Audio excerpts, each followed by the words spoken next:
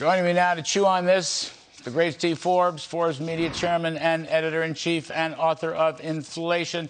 Steve Forbes, welcome back. It's good to see you, even if you are far, far away.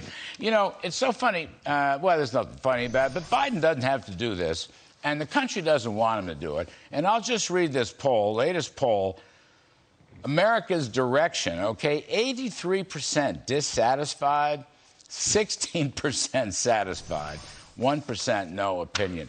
He is driving us into a ditch. And, Steve, I'll repeat what I said earlier. If Biden ever got his way and it was fossil fuel free, we would be in a permanent recession. That's my take. What do you think? Yeah, I think that's true of cave days, and that's what we'd have again. We couldn't survive. And it's not just using petroleum for automobiles and things like that. Petroleum-based products are numerous, from cosmetics to shoes to everything, machine parts and the like. So you'd have a drastically reduced standard of living. Our enemies around the world would be absolutely delighted. And what is the purpose of it? But the left is just going all for broke on this, figuring, yeah, they may take electoral losses, but they think they can make some of this stuff permanent.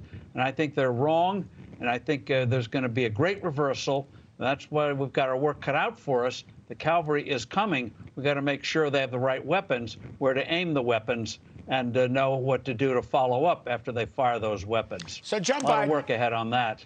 Joe Biden's got to be the first president to extol and praise high gasoline prices. I mean, as dumb as that is politically, he's got to be the first one ever. Well, I just said something on the air for Forbes, and that is that should be praised for his candor. He actually told the truth. They want to wreck fossil fuels in this country for this alleged nirvana, which will make the earth poorer and uglier. You know, the environmental costs are ripping up millions of acres of land to mine all those minerals for this stuff. And that's why what Kevin said and what you've said and what others have said, the Republicans should demand that the Biden administration release a timetable for this, what it involves, the materials involved, a roadmap, detailed roadmap, not this vague gobbledygook about saving the planet, but the actual costs.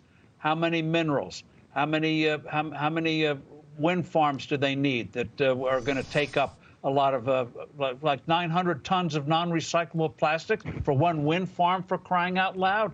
Lay all that out. When the American people see that, they're going to say, what were these people inhaling? Well, that's the thing. You know, a very serious point. They have this vision of a fossil-free economy, but they've never offered an alternative vision with any detail. In other words, they want to rip down all of the fossils, okay, but they don't show us how it would work with only renewables. And I think that's what scares the public, not only the high cost of gasoline and diesel and so forth, but what goes beyond, what's on the other side of this. No one has any clue, and the administration's never told us. And it also means a bleak future. The last 200 years, every major advance in our standard of living has required more energy. Well, those railroads, telephony, cars, the internet is a huge source, and they want all this artificial intelligence and stuff that's going to make our lives better if properly used. That's going to require mounds of new electricity and energy.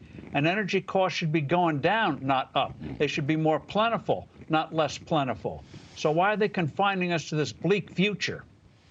Yeah, that's a good point, too. You know, commodity prices always have a long-term trend downward. And, of course, technology is going to enter into it. All these environmental reviews, Stephen, as you know, all these environmental reviews, whether it's EPA or Energy or Interior Department, not a single one of them includes the new technologies. I mean, Scott Pruitt did mention here on the set a couple nights ago what carbon capture would do. Carbon capture and storage is a huge reform in fossil fuels. That is never in any of the Biden estimates regarding environmental impact. None of them.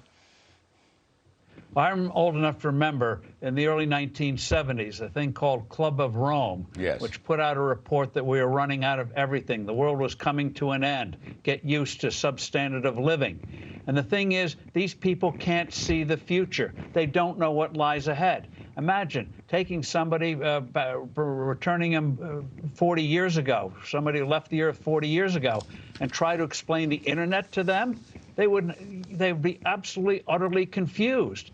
These things are unforeseeable. Who knows what future Steve Jobs and Elon Musk are doing in garages and laboratories that can profoundly change our lives? They haven't a clue. You got to let that roll out and be tested in the marketplace. And these people would crush that in healthcare and everywhere else. Hey, Steve Forbes, were you thrilled to learn that the Disney children at Davos were calling for higher taxes for everybody? You ready for that? No surprise. Yeah, it's no surprise. Those who have it think they can pay it. And they don't realize that ultimately that money runs out. You know, when we first put out our 400 richest list in the early 1980s, populated with Rockefellers and DuPonts and the like, these fortunes eventually get dissipated. You don't need an inheritance tax. Future generations will do it, and they'll do it too. And so if they've sold their Disney shares or the holding Disney shares, they're way down, by golly, they'll find out this money is not forever. So I got it through. The last one. This is my favorite now. This guy, Stuart Kirk, who's a banker with HSBC, and he says banks and the Federal Reserve should worry more about inflation than climate change. He calls it unsubstantiated, shrill, partisan, self-serving, apocalyptic warnings are always wrong. And he pointed his fingers at Mark Carney, who used to be the head of the Bank of England and the Bank of Canada, for that matter. And then, Steve, so this guy works for HSBC, and the CEO, a unbrave coward named Noel Quinn, basically fires him. He didn't exactly fire him. Apparently, he's been suspended pending investigation, but you know what's going to happen. So this guy speaks the truth, and the CEO comes in and basically takes him out of play. I thought the disinformation board was dead. I guess not on Wall Street, not at HSBC anyway. And you're going to see more and more reaction to that. Coca-Cola and Delta a year ago, remember the All-Star game brouhaha in Georgia about the voting bill? Well, they found out they got such a reaction, they're not touching politics again. And I think you're going to see more companies with that as people react.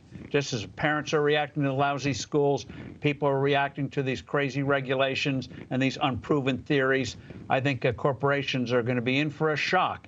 And, Dan Sullivan, senator from Alaska, has a bill that will enable shareholders and index funds to actually vote those shares instead of the fund managers. Imagine if that gets passed. Good start. We had Dan Sullivan on the show the other night. Good start. Anyway, Steve Forbes, thank you ever so much.